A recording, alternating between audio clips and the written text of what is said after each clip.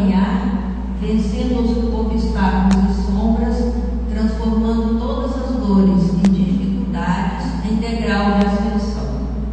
Traçando seu programa, referia-se Jesus à marcha na direção de Jerusalém, onde o esperava a derradeira glorificação pelo martírio. Podemos aplicar, porém, o ensinamento às nossas experiências incessantes no roteiro da Jerusalém de nossos testemunhos redentores. É imprescindível, todavia, esclarecer a característica desta jornada para a aquisição dos bens eternos. Acreditam muitos que caminhar é invadir as situações de evidência do mundo, conquistando posições de destaque transitórios ou trazendo as mais vastas expressões financeiras ao círculo pessoal. Entretanto, não é isso. Neste particular, os chamados homens de rotina talvez detenham maiores probabilidades a seu favor. A personalidade dominante em situações efêmeras tem a marcha insana de perigos, de responsabilidades complexas, de ameaças atrozes. A sensação de altura aumenta a sensação de queda. É preciso caminhar sempre, mas a jornada compete ao espírito eterno e o terreno das conquistas interiores. Muitas vezes, certas criaturas que se presumem os mais altos pontos da viagem para a sabedoria divina se encontram apenas paralisadas na contemplação de fogos fatos. Que ninguém se engane nas estações de falso repouso. Importa trabalhar, conhecer-se, iluminar-se e atender ao Cristo diariamente. Para fixarmos semelhante lição em nós, temos nascido na terra, participando-lhes das lutas, gastando-lhes os corpos e nela tornaremos a renascer. Meus irmãos, vamos nesse momento pedir ao nosso Mestre querido Jesus, ao nosso Pai Todo-Poderoso, Deus, amado dessa instituição, para que nos assista nesse estudo mais dessa noite. Pedimos as suas bênçãos, Senhor, para nós, para nossos familiares, para toda a humanidade encarnada e desencarnada. Pedimos também que intua cada vez mais a nossa irmã palestrante à noite, para que possa colocar os estudos de forma clara, transparente, e que possamos captar esse ensinamento de grande valia para todos nós na nossa caminhada no dia. Que a paz e a harmonia estejam com todos nós, que assim seja. Meus irmãos, o tema do estudo de hoje é a missão do homem inteligente na Terra. Nosso estudo será presidido pela companheira trabalhadora do movimento espírita, vice-presidente de Educação da Federação Espírita do Estado do Espírito Santo, professora, escritora, conferencista, amiga, irmã, Dalva Silva Souza. E a palavra é minha. Boa noite. Da paz a todos, sempre uma alegria compartilhar os estudos espíritas em toda parte, principalmente aqui na nossa casa.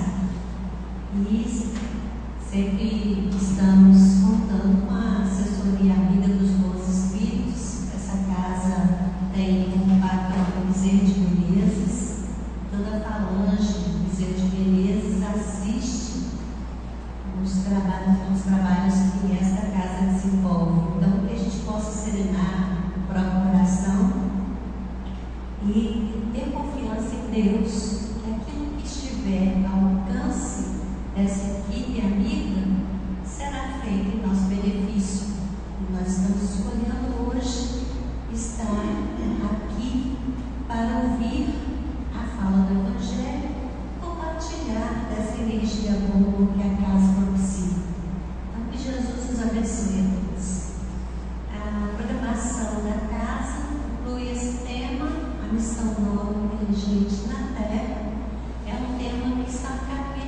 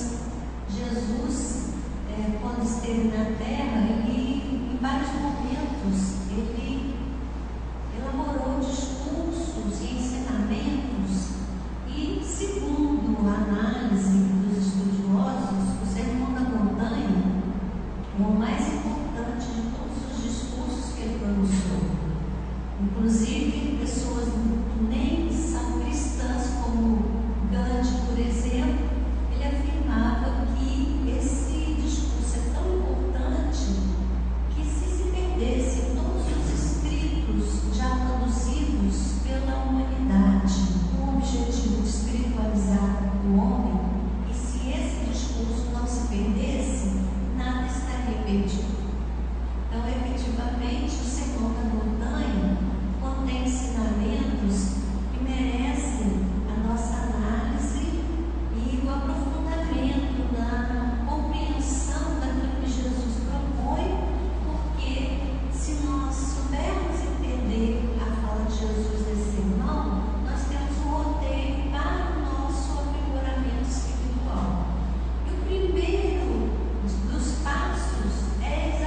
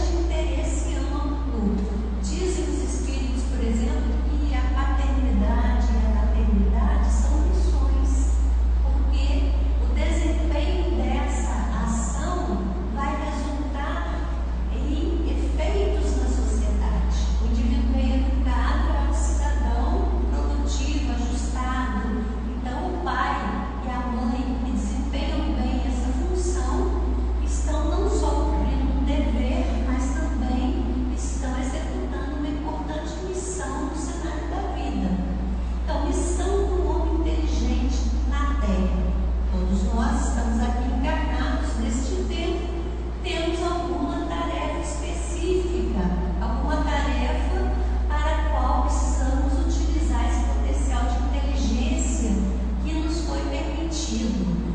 O espírito que assina essa mensagem, ele se denomina Ferdinando e ele se coloca como um espírito protetor. E ele dá, então, algumas informações que interessam de perto a todos nós.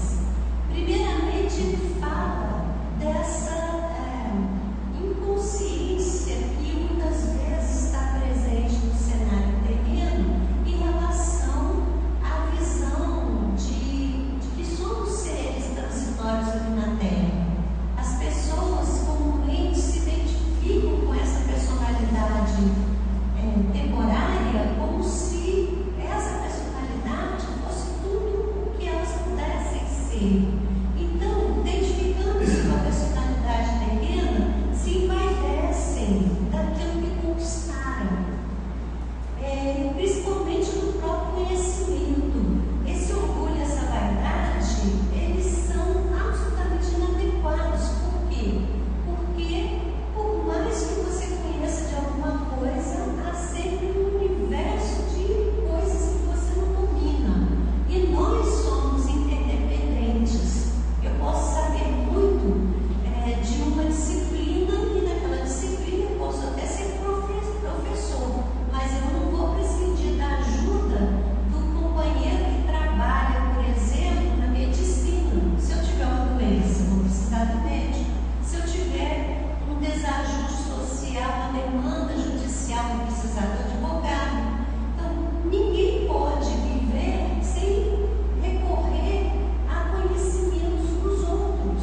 Por isso que não há por que se envaidecer do que a gente conhece. Então, ele começa o texto falando sobre isso. E quando a gente pensa nessa questão, nós temos que também perceber que é que nos faz ser pessoas com essa inteligência capaz de se expressar. É aquela coisa do corpo que importa considerar. Para você ter um corpo que permita a expressão da sua inteligência, primeiro você tem que ter recebido dos seus pais um bom material genético. Eu conheço uma família inteira, essa família é uma família de 8 filhos. Essas 8 criaturas tiveram muita dificuldade em concluir o curso fundamental. Por quê? Porque são 8 filhos de um homem alcoólatra. O fato de o pai ser dependente de álcool gerou uma dificuldade para esses filhos, porque o material genético que ele doou a esses filhos é um material genético de qualidade precária que determinou uma deficiência de inteligência para esses filhos. Então, se nós temos a inteligência no índice normal, a primeira coisa a considerar é que nós recebemos dos nossos pais um material genético bom. Já temos que ser gratos a eles por esse fator. Nós precisamos desse material para compor o corpo com o qual nós vamos nos expressar.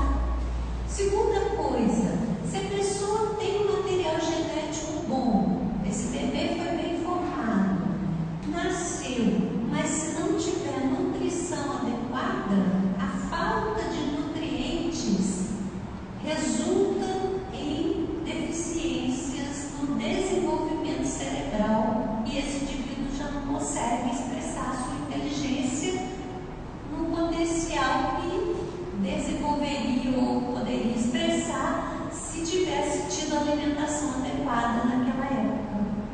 Então, a falta de nutrientes também pode gerar deficiências. Se nós temos a nossa inteligência no nível bom, nós tivemos pessoas que nos nutriram de forma adequada quando éramos bebês. E ainda tem o terceiro fator. Se essa criança não for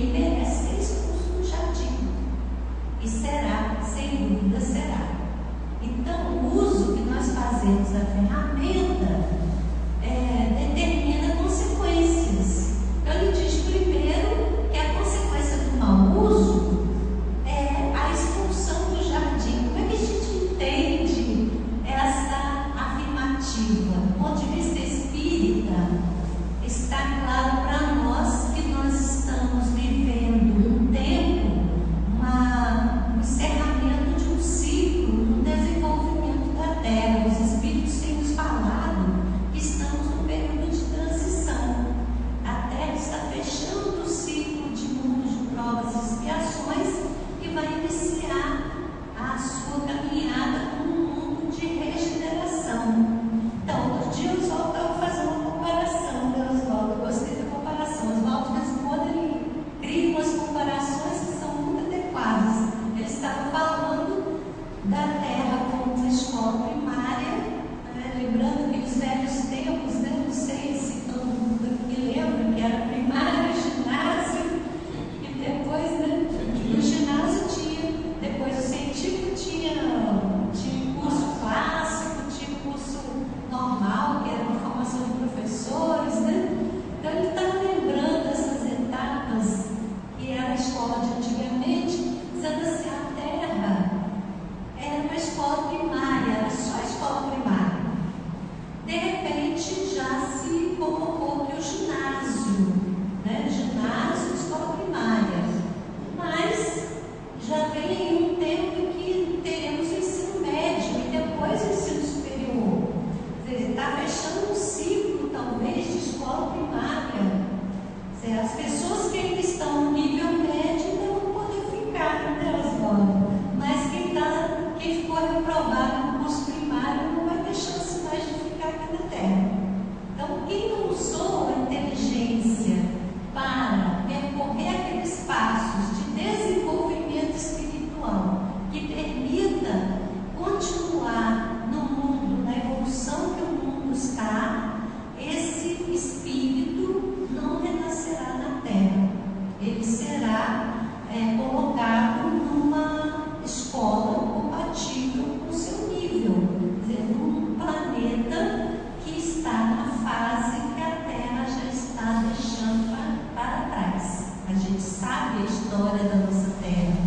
Nós sabemos que todo esse avanço tecnológico, todo esse conforto que existe hoje, nem sempre existiu.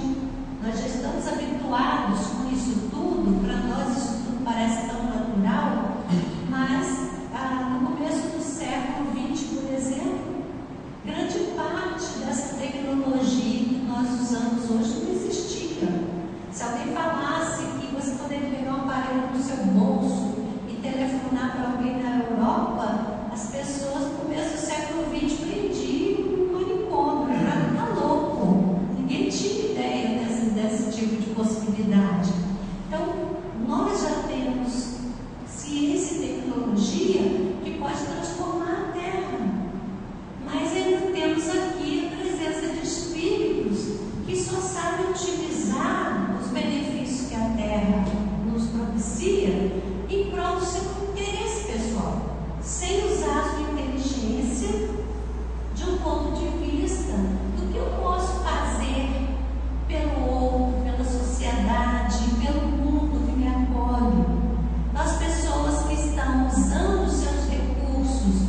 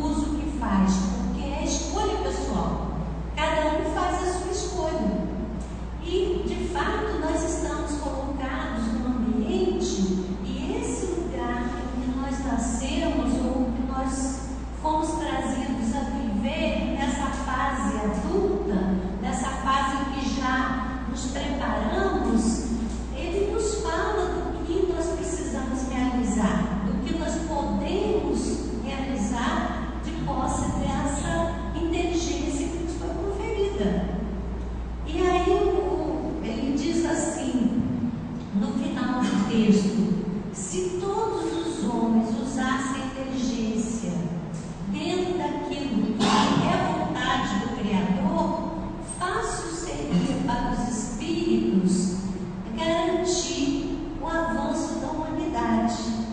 Porque exatamente o que deve o homem fazer na utilização do seu potencial de inteligência é fazer essa escolha de bom senso, de equilíbrio, de colocar isso em favor da coletividade, não só do interesse pessoal, e estar em sintonia com essas entidades que podem potencializar a nossa ferramenta, podem nos inspirar, podem nos dirigir, podem garantir que haja o avanço necessário. Então seria muito fácil para os espíritos se nós estivéssemos fazendo a escolha certa. E aí a gente pergunta, diante desse estudo que ele nos traz, desses alertas, qual é o nosso jardim, né? Qual é o nosso canteiro nesse jardim? Então, olhando a metáfora e entendendo a metáfora do ponto de vista espírita, a Terra é um planeta que foi entregue a Jesus. Segundo Emmanuel, em A Caminho da Luz, Deus deu a Jesus a atribuição de governar o planeta Terra, de garantir que esse planeta se configurasse como essa escola que nós conhecemos. Então, Jesus e os espíritos que trabalham com ele estão sobre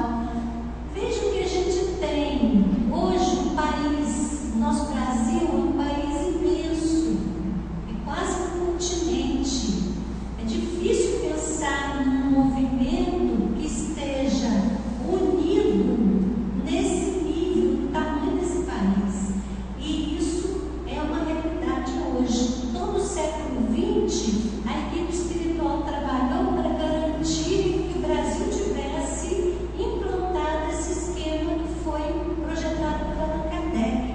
É uma instituição coordenadora do Plano Nacional. Em cada estado da federação tem uma instituição que coordena no seu âmbito as federativas estaduais, e as casas espíritas na ponta é que realizam o trabalho de esclarecimento, de consolo, todo o trabalho de assistência, de promoção social, de evangelização, é o trabalho das casas espíritas.